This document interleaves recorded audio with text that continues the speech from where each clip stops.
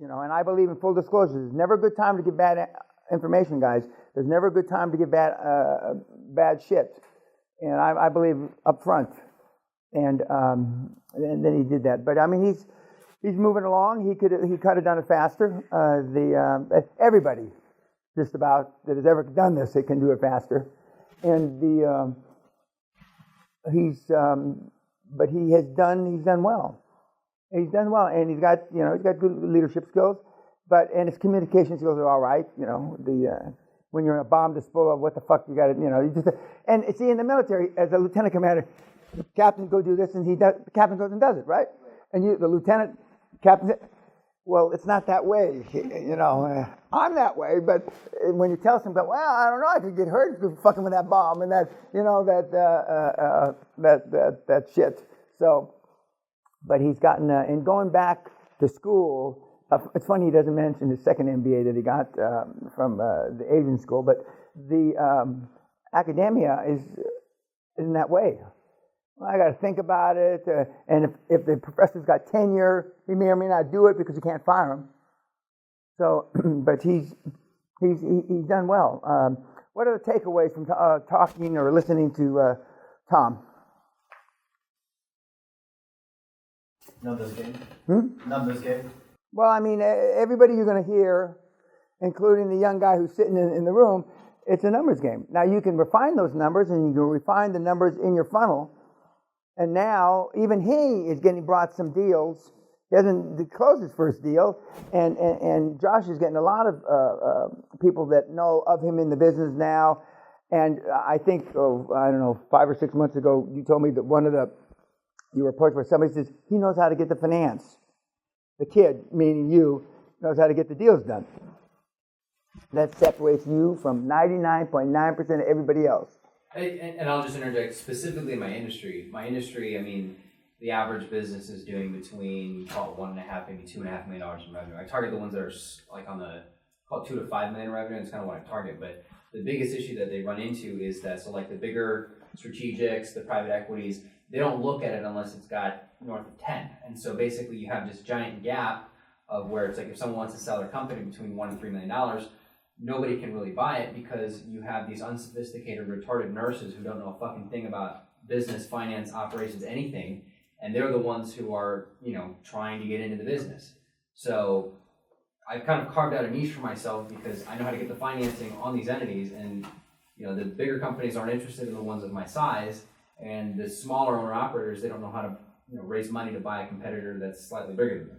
They just don't know how to do it. So that is the biggest differentiator that I have for me particularly. And you'll find there niches like that exist in a lot of different industries for the same reason, that aren't healthcare related. Because the big boys, the industry guys, aren't interested unless, in some industries they're not interested unless it's 25 million revenue north of that. And you will find out by doing the calls. And Bruce Whipple, God love him, back in our day, Bruce, we were using shoe leather. I mean, and back in the 90s, guys were taking buses to do deals. I mean, trains to do deals. And back in the early days, when I was more recently a veteran, you used to be able to stay at Hilton and Sheraton hotels for 75% off. When I was still in the reserves, and so because but now you Google fuck it, then you link fuck it, Google fuck it, and then then you contact these people, and so it's significantly easier in that regard, but it still takes you longer to do it. So back to guys are snowflakes, women are snowflakes now. It seems that the kids took rejection better in the 90s and the early 2000s. They just did. And now, as my own children that are all millennials say, they not us, Dad, they feel entitled. And it used to be about a half a generation ago, my generation fucked the world up because we raped, pillaged, and plundered. I'm happy to say I was part of that raping financially because I was the one that benefited. And so, like, they feel entitled now that the world should they should benefit from all the carnage that went on. My kids have been raised differently, so they don't believe that. Although I'm sure that they hear it because they hear it because it's common talk. Another comment about Tom. Yes. Higher the attitude over the credentials. Yep. Yeah, well, I mean, we're going to talk about the founder of Pacific Southwest, or PSA, which is now Southwest Airlines, and Herb Kelleher, who is the founder of the airlines. And they've been the most profitable airline for like 40 years. They've only lost money 1 year in 40 years. And he started the phrase higher attitude over credentials. And it's true. At Bear Stearns, they hired attitude over credentials. Although most of the guys in finance at all the big investment banks have some form of financial credentials. But you're right. It's attitude. And the board that he has assembled, he's got some powerful people. But I mean, virtually all the boards. When I look at when I was doing the statistics for the 25th anniversary QLA, these kids and their boards that they put together are awesome. I mean, and I don't use that word very often. You know, most in this room, most of these people wouldn't fucking talk. They wouldn't wipe their ass with you. You haven't done fuck all. And that's the truth. And see, but that's what you think in your little pea brain. Why would this, big fucking hitter, the former president, whatever that fuck he was talking about, head of this $2 billion, why would he talk to me? There's no real reason, because you're dog shit. But you're going to give him free founders equity. Magic words. This is all in this free founders equity. Otherwise, nobody would even fucking talk to you or you.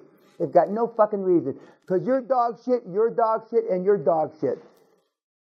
And unfortunately, the longer it takes for you to get over that psychological barrier, and he talked about the psychological barrier. It's like the first time, he didn't tell the story here, because he was in bomb disposal. The first time you take a fucking bomb apart without an instructor over your shoulder, your nuts sunk, raised up into your body cavity. And all the training in the fucking world until you take the motherfucking bomb apart for the first time on your own. And just like another story he tells, which is cute, when first time he's I don't know, he's done 200 or 300 jumps, but by himself. And he says, but when you're C4, the first time you jump with C4, and C4 is not supposed to explode and this and that. But that's what it says in the book. But when you jump out the fucking plane at 23,000 feet, going 700 miles an hour, and you got C4 packed to your back, well, fuck, well, maybe they didn't write about all the shit. Maybe they're lying to me. And if anybody's going to lie to you, it's the military. If anybody's going to lie to you, it's the military. So, but he when he got over that, and so then when he got over some of these things, and he talked about the rejection, and the guy he doesn't play. I mean, he's bomb disposal. He's done all kinds of shit. And when the SEALs get in a bomb disposal, they back away and they bring in these guys. That's what he did. Okay, and he's run teams and he's been deployed several times. But when you're calling the former chairman of such and such, so it doesn't matter whether you have his background or no background. It's still the first few times. It's pretty it's pretty awe-inspiring when you do it. But once you've done it, now I tell a story. It's not a story, but it's too long to put on YouTube. But when I was brought back after not being involved in cold calling and direct sales for a number of years, where I had one chance to do this big $5 billion deal, and there was a hostile takeover in Goldman Sachs, and everybody and their dog were involved. And I asked if, who has called this guy? And they said, nobody. Had a room this many people. And they said, do we have his phone number? Then the one guy said, well, I went to Eton with him. Let's give me fucking, and they got alumni. Just like Harrow. They got alumni, and they got the number. And so I'm thinking, well, they're bringing the number to me, and the phone's put in front of me. I hadn't made a cold call in at least 10 years. At least. And And the guy, Kenny, pushes the phone in front of me. And they're all looking at me, just like you're looking at me now. And I pick up the phone. And I get to the first gatekeeper, the second gatekeeper. I get to his private assistant, 15 minutes to 5 on a Friday. I get through to him. And I race over there, and I'm in his office by 5:30, 5:35. And I close him. But I hadn't made a call in a long fucking time. And of course, then I'm a genius now because this happened and it was successful. The hostile takeover, we failed. The £5 billion takeover. Booker PLC was the name of the company, which for the Brits, they'll know it. It's a well-known company. It's, I think, the largest food distributor in Europe. And but when you're not doing it every day, I mean, you get cobwebs. You get cobwebs. During the hardcore, we do it at the hardcore. You know, we close deals, we get fire CEOs, all that shit. We do it at the actual seminar. But anything else about Tom? Yes, sir. Follow the template. Yeah, well, I mean, everybody's going to tell you the same thing. Now, Josh has shortened the template because he's got deal flow. And he says he wants their tax returns. We'll get to all that. But anyway, so, I mean, he's cut the template in maybe by 2/3. But he's also done deals, and he has a reputation for doing deals. And so people listen to his bullshit now. You know, and Usually. Yeah, usually, not always, usually. And but you're seeing he's sitting right here. He's not... I like the stories about Braveheart, Sir William Wallace. 8'3", his sword was 7 feet. The guy was a dwarf midget. He weighed 130 pounds, buck 35. William Wallace probably had a 1 centimeter dick on top of it. But now, I mean, you're looking at him right now. You know, he's not Captain Marvel. I mean, he's smarter than Captain Marvel, but he's not Captain Marvel. So, I mean, and now as opposed to Tom, who looks and sounds more formidable, but you don't have to be. You know, as long as you're somewhere in between, you know, the one amoebas that I talked about earlier. What else about Tom? Daily affirmation. Pardon? He's using his daily affirmation. Oh, yeah. Affirmations are absolutely. And I'll see progress increase or decrease based on, you know, how many affirmations you do, how often you do them. Now, Napoleon Hill, not that he's the fucking Allah about this, he when we're going to see a little video from him, he says to do them 10 times a day. I only did them twice a day, in the morning and in the evening. Morning when I got up, evening before I go to sleep. And but to this day, I only do them once a day, before I go to sleep, and then I say my prayers. I fall asleep saying my prayers every fucking night. Last night I fell asleep about 2/3 through my prayer list. 2/3. I've been saying my prayers since I'm, I think, 4. It's almost 70 years. I mean, when the Catholics get a fucking hold of you, when they get the fucking hooks in you, I mean, they get the fucking hooks in you. And I fall asleep, and you can ask Sally. I mean, I fall asleep saying my fucking prayers, you know? She knows I'm still alive because, you know, I'm talking, and then I knock off. Yeah. Got a question on prayers.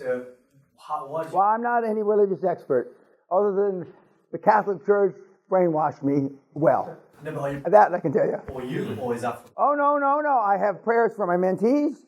I've got a priest, mentee priest right now that is having some rough go of it. I got a special prayer for him. I've got a couple mentees. Their wives are dying of cancer, unfortunately. They're on my prayer list. My nuns and my priests that are praying for me are on my list. Sister Luce is at the top. Father John is at the top of the priest. Brother Edward, who's the brother. I pray for dead people. I pray for my kids, my grandkids. Sally, her old knuckle-dragging mother, old hag, my mother-in-law. You know, she walks like this. Joe, I love you. I pray for President Trump and his family and every man on active duty service in all armies that we're not fighting against. Yeah. And I have for almost 70 years. And it's just, Jim Ryan, arguably the greatest mile runner, long distance runner who never won a gold medal at the Olympics. He fell down in the '68 Olympics in Mexico City. Told me, and because I was, I didn't have any athletic ability, we'll talk about that. I was active with the NC2A, and I used to be a judge at athletic events, and he told me at an athletic event, maybe 50 years ago, he said, Dan, motivation gets you started, good habits keep you going. And as I've told London Reelers several times, I have extraordinary habits. I've been doing prayers is one of them for all my life. And affirmations. I have about 23 to 30 affirmations depending on what's going on. And my affirmations with my kids, and we're going to talk about affirmations and goal setting. My affirmations when they were little, please don't let them get hurt, and let them get good grades, let them build self-esteem, don't let them beat anybody up or hurt anybody like I did. Blah, blah, blah, blah. And then when they got into college, don't let them get fucked up, drunk, and run over. Don't let them overdose, although they all say they didn't do drugs. But anyway, don't let them overdose. And then when they got out of school, let them get a first job. I have not picked up one phone call. I have not made one phone call for any of my children to get them a job, ever. And I could pick up a phone, one call, and I could have got them all jobs when they got out of school. I've given them not one nickel, not one fucking penny. I'm going to leave them not one fucking penny. They say they're good with that. I don't believe that, but they say they're cool. I'm cool with it. Don't jerk your old man around. But I don't give a fuck if they're cool with it or not. I ain't getting them a penny. Nothing. They're going to do it on their own. So good habits. I've got fucking extraordinary habits. I do the same fucking. And with the seminar, why do I? Because it works. The results are extraordinary. And the reason why none of your other gurus that you bought books and pods don't talk about numbers because nobody's ever fucking done a fucking number. Not one. And with the greatest respect, selling some guy with a $10,000 package that you made $2,000 on is no big fucking deal. And that's most of the guys, with my own mentees. So fucking what?